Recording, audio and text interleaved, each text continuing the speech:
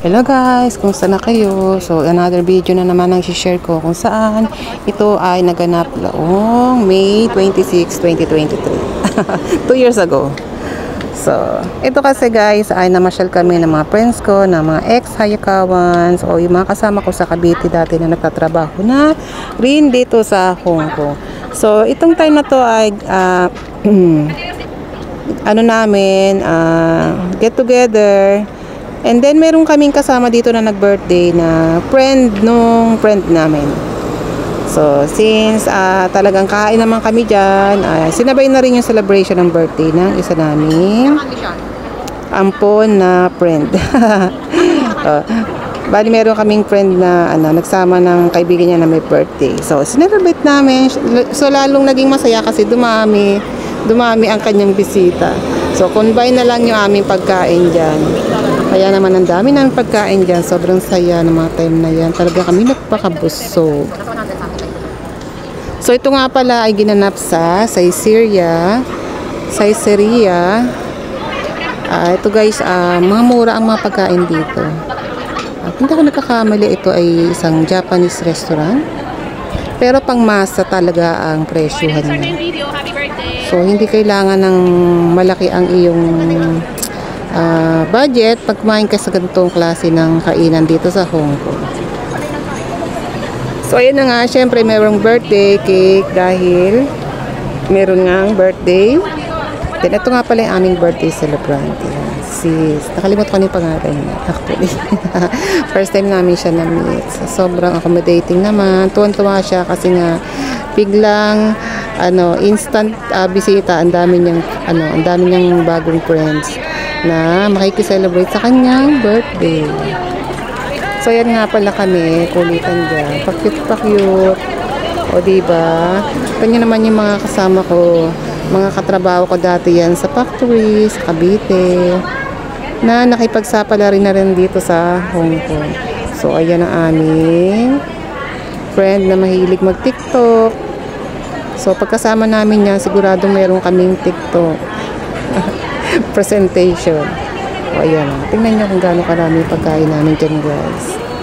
So, sobrang saya at sobrang busog. Wow! Happy birthday!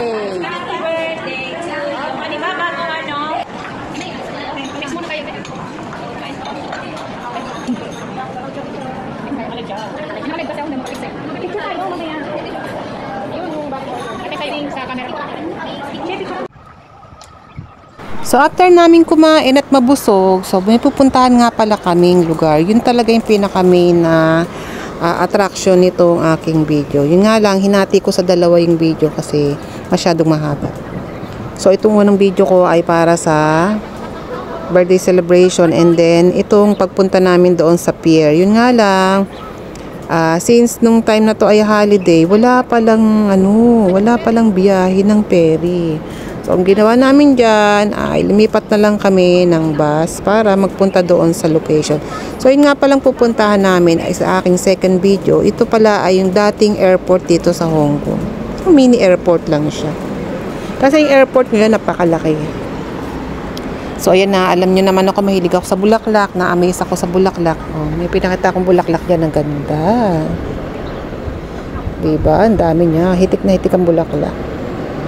So, pagkatapos namin dyan sa lugar na yan, hinanap na namin yung MTR para naman kami ay pumunta doon sa aming second destination. So, syempre, picture-picture muna kami dyan. Kasi first time ko nakapunta sa lugar na yan. Nakalimutan ko na nga kung tawag sa lugar na yan. Basta sa may Hong Kong Island dyan. Kasi kami ay nasa probinsya. So, tumawid pa ako ng dagat. Tumawid pa ako ng kabilang bundok para lang makipasyal dyan sa lugar na yan sa mga friends ko. So, ayan nga pala yung papunta sa ferry. Yun nga lang, sabi ko nga sa inyo, wala namang time na yan ay wala palang biyahe ng mga ferry. So, sila ay hindi nag-operate. So, ayan, ang ginawa namin ay tinignan lang namin kung ano yung tsura ng lugar. Kasi nga, since first time dito sa ganitong lugar, is tinignan namin kung anong meron, anong makikita. Ano maganda? Syempre, kailangan selfie rin tayo. Tayo selfie queen. So, kailangan meron tayong souvenir. Yun lang yun.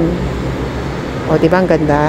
Ayan, papakita ko sa inyo kung saan kami pupunta. Diyan sa tawid dagat na yan. Nakikita nyo sa kabila, yan. Sa kabila niyan, doon kami pupunta. Dapat tatawid kami. Pero since wala ng ferry, kami ay magbabay land or gagamit kami ng train at bus. Okay? Yan, yan. Guys, yan pala yung dating sinusumpo, airport yan ang dito, old pupuntahan airport namin sa kabilang pangpang. Yan pala yung inaano ko dati. Ano pala yung mahabang part na yan? Dati pala yung airport. Oh. So, hindi kami makakapunta via ferry. So, sasakay na lang kami ng MTR daw. Mag-MTR kami papunta dyan. Sayang. Hindi kami makakapag-ferry. Sarap sana mag-ferry, guys. Ganda pa naman ang panahon.